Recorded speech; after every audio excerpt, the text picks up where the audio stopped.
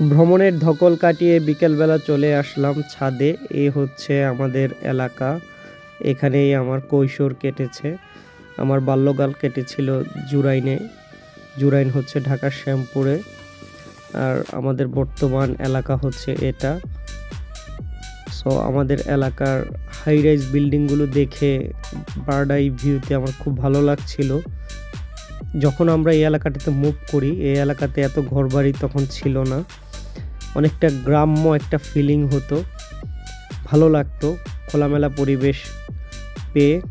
কিন্তু আজ এত বছর পর আমাদের এলাকায় এখন শুধু লম্বা লম্বা বুর্জ খলিফার মতো বিল্ডিংই দেখা যাচ্ছে।